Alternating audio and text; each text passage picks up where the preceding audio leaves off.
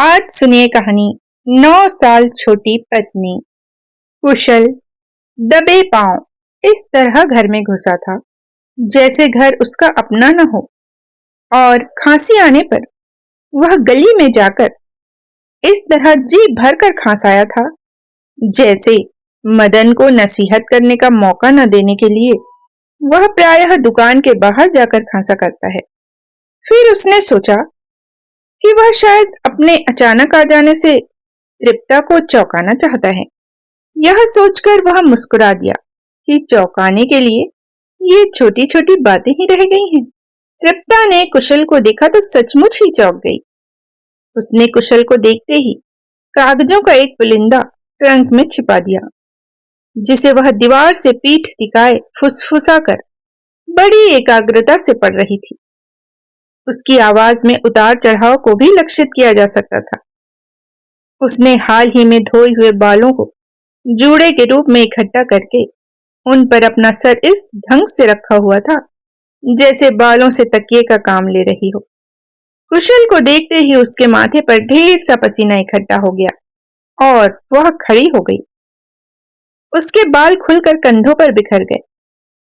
उसने कार्निश से लाल रंग का रिबन उठाया और बाल बांधने लगी। कुशल ने खाट पर बैठकर अपने जूते उतारे और बोला, आज मदन दिल्ली गया है और मैं उठाया। तृप्ता की कमीज पसीने की देह पर चिपकती जा रही थी और गर्दन से पसीने के कतरे चू कर कॉलर बोन पर ऐसे रेंग रहे थे जैसे मेह के बाद बिजली की तारों पर पानी रेंगता है। उसने कमीज के पल्लू से मुंह पोंछा और बोली, आज तो बहुत गर्मी है।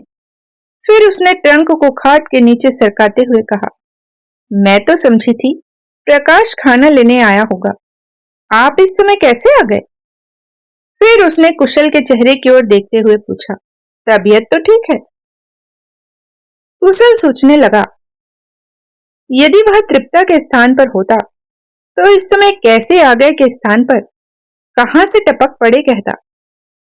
तृप्ता को उत्तरोत्तर सुर्ख होते देखकर और ढूंढने पर भी न मिलने के अंदाज में इधर उधर घूमते और दृष्टि दौड़ाते देखकर कुशल ने जेब से माचिस निकालकर तृप्ता की ओर फेंकते हुए कहा, यह लो। तृप्ता ने माचिस दबोच ली और बोली, आप कैसे जान गए कि मैं माचिस ढूंढ रही थी? कुशल को मालूम था कि तृप्ता माचिस नहीं ढूंढ रही थी, बल्कि छोटी सी बात को लेकर परेशान हो रही थी। उसने केवल उसकी घबराहट कम करने के लिए ही माचिस फेंकी थी। फिर उसने कहा, मैं जानता था स्टोव पर तुम्हारी नजर नहीं जाएगी, हालांकि तुम्हें मालूम है कि माचिस वहीं पड़ी रहती है।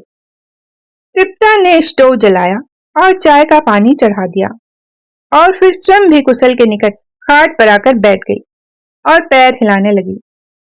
कुशल ने कहा, पैर क्यों हिला रही हो? तृप्ता ने पैर हिलाने बंद कर दिए और पास रखा तौलिया उठाकर रगड़ रगड़ कर मुंह साफ करने लगी। पसीना सूख गया था और वह फिर भी तौलिया नहीं छोड़ रही थी। कुशल ने उसे आश्वस्त और शांत करने के लिए अपने लहजे को भरसक स्वाभाविक बनाते हुए कहा, कहानी लिख रही थी क्या? उसने तृप्ता की पीठ थपथपाते हुए कहा, मुझे लगता है कि तुम कहानियां लिखती रहो तो बहुत बड़ी लेखिका हो जाओगी। तृप्ता कुशल की ओर देखकर मुस्कुराई और उसकी बू शर्ट पर रेंगती हुई एक चींटी फेंकते हुए बोली, शादी के बाद तो कुछ भी नहीं लिखा, वही पुरानी कहानी पढ़ रही थी जिसे सुनकर आपने मेरा बहुत मजाक उड़ाया था। वह फिर पैर हिलाने लगी और शिकायत की मुद्रा में कुशल की ओर देखने लगी। कुशल ने महसूस किया कि कई बार बेवकूफ बनाकर उतना मजा नहीं आता जितना बनकर आता है, परंतु जब तृप्ता बिल्कुल निश्चिंत हो गई कि कुशल पूरा बेवकूफ बन चुका है तो कुशल को वह अच्छा नहीं लगा। उसने कहा, अजीब बात है, टांगे तो मेरी दर्द कर रही हैं और हिला तुम रही हो। फिर उसने कुछ देर चुप रहकर कहा, तृप्ता जरा मेरी ओर देखो। तृप्ता ने तौलियों को ऊपर सरकाकर थोड़ी सी आंख नंगी की और फिर तुरंत मुंह छिपाती हुई बोली, आप मुझे डरा क्यों रहे हैं? डरा कैसे रहा हूं? कुशल को हल्की सी खुशी हुई उसने तृप्ता के हाथ से तौलिया खींचते हुए कहा, देखो, स्टोव शायद बुझ गया है। तृप्ता अतिरिक्त त्वरा से भागकर स्टोव की ओर गई, जैसे दूध उफन गया हो, और फिर कुशल की ओर पीठ करके स्टोव के निकट की पटड़ी पर बैठ गई। सहसा कुशल को लगा कि बाथरूम का नल खुला है। वैसे बाथरूम का नल तब तक खुला रहता है जब तक म्युनिसिपैलिटी उसकी रंगों को पानी मुहैया करा सकती है। इससे पहले गली में शोर कर रहे बच्चों की आवाज भी उसे सुनाई नहीं दे रही थी। बच्चों का शोर सुनकर वह सहसा मुस्कुरा दिया। मदन जब कभी मूड में होता है तो दुकान में आने वाले ग्राहकों को कभी कभी कुशल का हवाला देकर सुनाया करता है कि भारत में तभी चैन से सोया जा सकता है। मदन चुटकी बजाकर कुशल को हाफ सेट चाय का ऑर्डर देने का संकेत करते हुए अपनी बात जारी रखा। रात को आप बच्चों के चिल्पों को लोरी समझें और सुबह गली के नन्हे मुन्ने के सामूहिक रोदन से आप घड़ी का अलार्म का काम लें। इतवार की दोपहर को कुशल जैसे तैसे करके घर में ही बिता लेता है, परंतु इस समय बच्चों की धींगा मशनी न तो लोरी का काम दे रही थी और न ही घड़ी के अलार्म की। उसने तृप्ता से पूछा, क्यों तृप्ता, गली के बच्चों के स्कूल कब खुल रहे हैं? तृप्ता ने मुस्कुराकर पीछे की ओर देखा। वह शायद अब तक संभल चुकी थी, या शायद उक्त प्रश्न की संभाव्यता से प्रभावित होकर उसने सोच लिया था कि कुशल की दृष्टि इतनी पैनी नहीं है जितनी कि वह समझ बैठी है। वह स्टोव से केतली उतारने लगी। उसने कुशल के लिए चाय का प्याला तैयार किया और कुशल को पकड़ाते हुए बोली, आप शेव बना लें, मैं तब तक आपके कपड़े आयरन कर दूं। कितना अच्छा रहे अगर आज पिक्चर चलें। मेरा ख्याल है पिक्चर तो हम मदन के लौटने तक नहीं जा सकेंगे। उसे दिल्ली जाना था और मैंने पैसे नहीं मांगे। पिक्चर जितने पैसे मेरे पास हैं, तृप्ता ने पैरों से ट्रंक को खाट के और भी नीचे धकेलते हुए कहा। कल सोम दे गया था। कुशल की लंबी नाक चाय के प्याले में डूब गई। उसने अंतिम घूंट भरने के बाद खाली प्याला तृप्ता के हाथ में थमाते हुए कहा, पहले चाय का एक और कप, बाद में कुछ और। कुशल कल से ही सोम की चर्चा में आनंद ले रहा था। कल जब सोम घर का पता जानने के लिए दुकान पर आया था तो कुशल जानबूझकर सोम के साथ स्वयं नहीं आया था, बल्कि उसने दुकान के चपरासी के साथ सोम को घर भिजवा दिया था। जब सोम आया था तो कुशल एक पत्र टाइप कर रहा था। जब वह चला गया, वह फिर टाइपराइटर पर झुक गया और टाइप करने लगा। सोम डरपोक था कि तृप्ता डरपोक थी? नहीं, सयानी।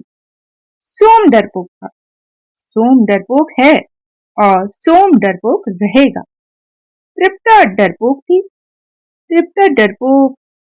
कुशल ने मदन की ओर देखते हुए कागज निकाला और मेज के नीचे ले जाकर रद्दी की टोकरी में फेंक दिया। शाम को जब वह घर लौटा था तो सोम जा चुका था। भोजन के बाद जब तृप्ता तश्तरी में आम ले आई, उसने जानबूझकर नहीं पूछा कि आम कौन लाया है। आम की गुठली चूसते हुए तृप्ता ने कहा था, 5 बजे तक सोम आपका इंतजार करता रहा। कुशल ने उत्तर नहीं दिया और तृप्ता को चाय के लिए कहकर नल की ओर चला गया था। सोम कह रहा था, माँ बहुत याद कर रही थी। नल से लौटकर कुशल ने देखा, तृप्ता की गालों पर आम का रस लगा था। उसने तृप्ता की बात अनसुनी कर दी और तौलिए से उसके गाल पोंछ दिए। चाय का दूसरा प्याला पीते पीते कुशल भी पसीने से भीगने लगा। उसने बू शर्ट उतारकर खाट पर रख दी और अपनी छाती के घने बालों में तीरता हुआ पसीना पोंछने लगा। काले बालों के बीच एक सफेद बाल पर उसकी दृष्टि गई तो उसने उसे उंगली पर लपेटकर जड़ समेत उखाड़ दिया और फिर छाती पर हाथ फेरने लगा। तृप्ता ने टेबल घसीटकर कुशल के आगे कर दिया और उस पर शेव का सामान टिका दिया। कुशल मुंह पर हाथ फेरते हुए आईने में अपना चेहरा देखने लगा। आप अब शेव बना लीजिए, तृप्ता ने कहा और कुशल की उतारी हुई बू शर्ट को चूहिया की दुम की तरह पकड़कर बाथरूम में ले गई। कुशल ने रेजर में ब्लेड फिट किया और देर तक मुंह पर साबुन की झाग करता रहा, परंतु उसका शेव बनाने का जी नहीं हो रहा था। उसे मालूम था कि अगर उसने शेव बना ली तो उसे नहाना भी पड़ेगा, और नहाने के लिए वह बिल्कुल तैयार नहीं था। उसकी पिंडलियों में दर्द हो रहा था और देह का हर जोड़ टूट रहा था। यह सुबह से ही हो रहा था, और यही कारण था कि वह सुबह भी बिना नहाए निकल गया था। इस अद्भुत थकावट और विचित्र दर्द से कुंद होकर आज सुबह उठते ही तृप्ता से कहा था कि क्या कारण है वह कल से अतिरिक्त प्रेम कर रही है। कुशल को चेहरे पर झांक करते देख तृप्ता ने पूछा कि वह क्या सोच रहा है। कुशल ने रेजर को पानी में गीला करते हुए कहा, यही कि इस पहली को एक नई खाट ले आऊंगा। तृप्ता को सुझाव बड़ा फिजूल लगा। बोली, मैं तो बहुत कम जगह घेरती हूँ, कई बातें अभी तुम्हारी समझ में नहीं आ सकती, तुम अभी बच्ची हो। कुशल ने आईने में से तृप्ता की ओर कनखियों से देखते हुए कहा, कई बार तो तुम्हारे मुंह से दूध की बू भी आती है। तृप्ता कुछ देर अवाक सी उसकी ओर देखती रही, फिर बाथरूम में चली गई। जब वह स्नान करके लौटी तो कुशल तब भी चेहरे पर झाग बना रहा था। तृप्ता को देखकर उसके दिमाग में किसी छायावादी कवि की पंक्तियां तैरने लगीं।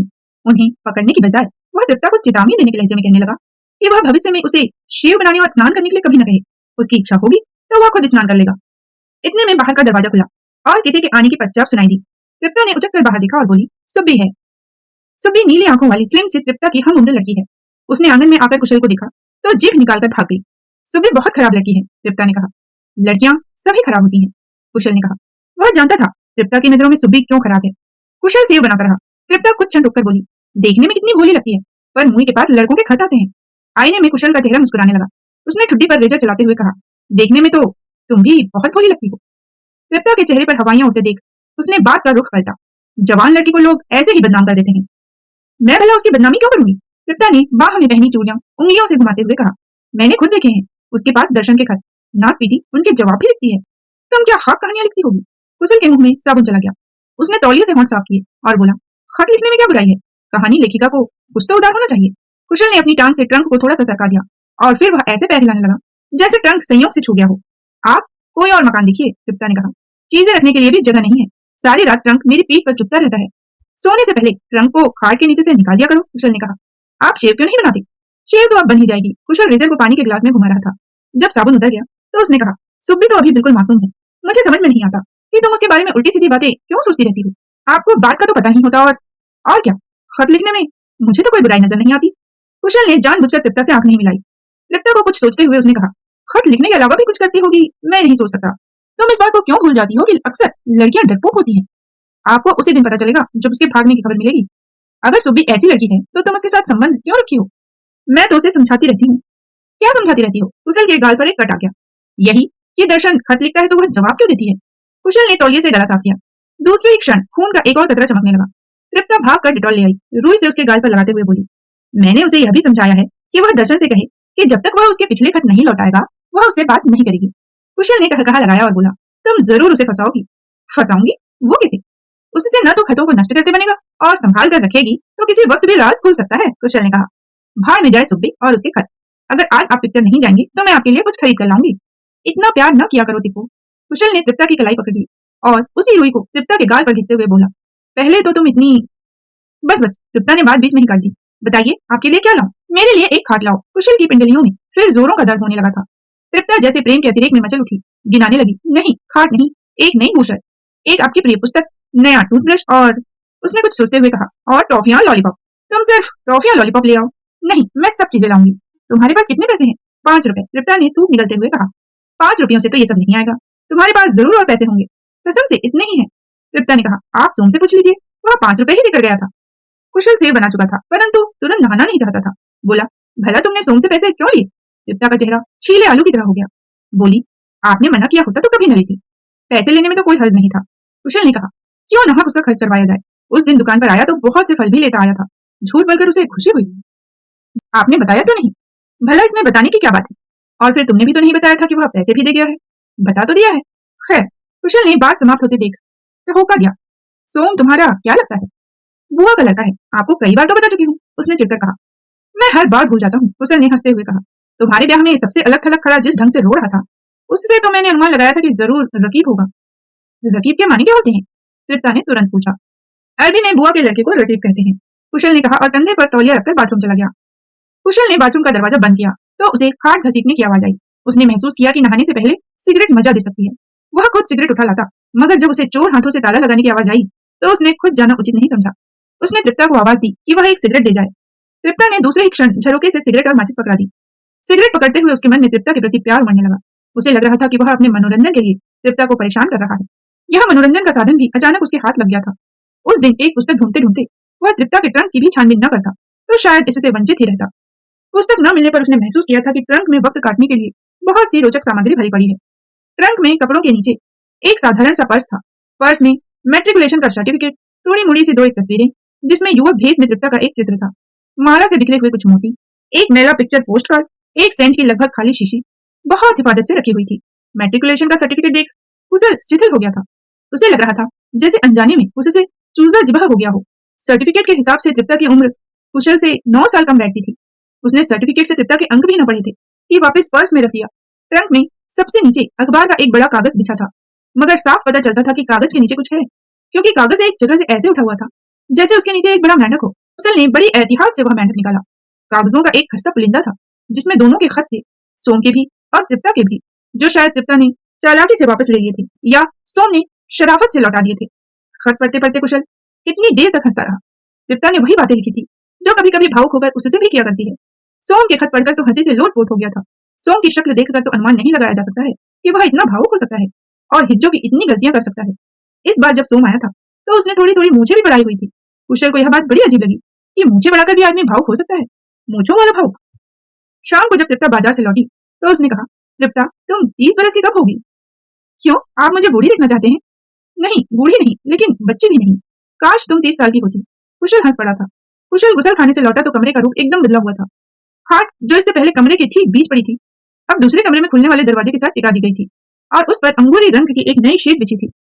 खाट के साथ ही दीवार के बगल में तृप्ता का ट्रंक पड़ा था, जिस पर उसी द्वारा काढ़ा हुआ एक सुंदर मेज पोस्ट बिछा था, जिसके ऊपर बैठी तृप्ता क्रोशिया से कुछ बूंद रही थी। उसने आंखों में काजल की गहरी लकीरें खींच ली थी। होंठ लिपस्टिक के हल्के से स्पर्श से किसमिशी हो गए थे। कुशल ने यह परिवर्तन देखा तो मुस्कुरा दिया। उसे मुस्कुराते देखकर तृप्ता ने पूछा, आप मुस्कुरा क्यों रहे हैं? तृप्ता क्रोशिया से पीठ खुजलाने लगी। उसने सर पर कंघी फेरते हुए कहा, तुम कहती हो तो नहीं मुस्कुराता। आप कुछ सोच रहे हैं? तृप्ता क्रोशिया पर दृष्टि गड़ाकर बोली, क्या सोच रहे हैं?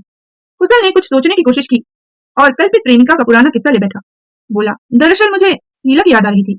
जब मैं हंसता था तो वह भी तुम्हारी तरह टोक देती थी। जब मैं सिगरेट पीता था वह मुझसे दूर जा बैठती थी।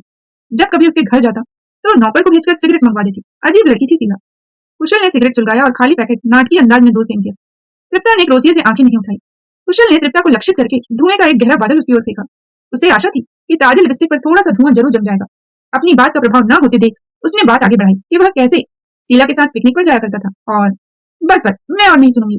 तृप्ता ने क्रोशिया से आंखें उठाकर कुशल की ओर अविश्वास पूर्वक देखते हुए कहा, आप मुझे बेवकूफ बना रहे हैं? कुशल ने एक लंबा कस लिया और बोला, अच्छा अब तुम मुझे बेवकूफ बनाओ। इस बार उसने नाक से धुआं छोड़ा। तृप्ता को चुप देखकर उसने कहा, बनाओ भी? क्या यही बेवकूफ? उसने तृप्ता की ओर सरकते हुए कहा, तुम शायद समझती हो कि मैं पहले ही बेवकूफ हूँ। बेवकूफ तो आप मुझे बना रहे हैं। तृप्ता का चेहरा सुर्ख हो गया था और करवाहट पी जाने से उसने रुआंसी सी होकर कहा, रफीक के मानी क्या होता है? बुआ का लड़का। कुशल ने सिगरेट के टुकड़े को पैर से मचा दिया।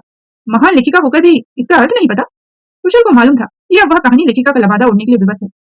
आपको मेरा कुछ पसंद भी है? तृप्ता की आंखों में पानी चमकने लगा था।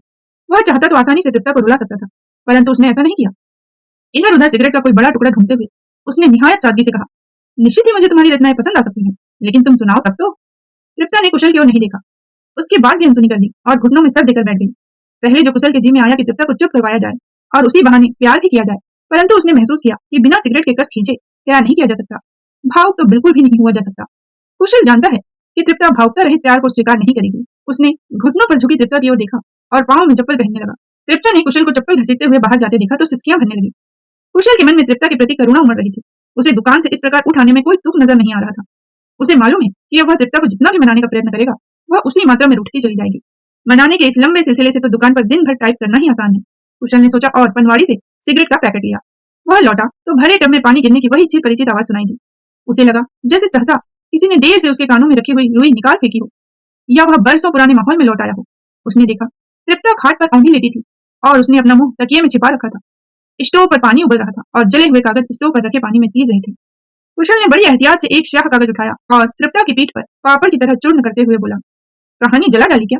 उठो, ब्याहत्या स्त्रियां बच्चों की तरह नहीं रोया करती। तृप्ता तृप्ता जो धीमे धीमे सुबह रही थी, फफक कर रोने लगी और उसकी हिचकी बंद गई। कुशल खाट के निकट पड़े ट्रंक पर बैठ गया और खुले ताले से खेलने लगा, जो मेज पोस्ट पर पेपर वेट सा पड़ा था।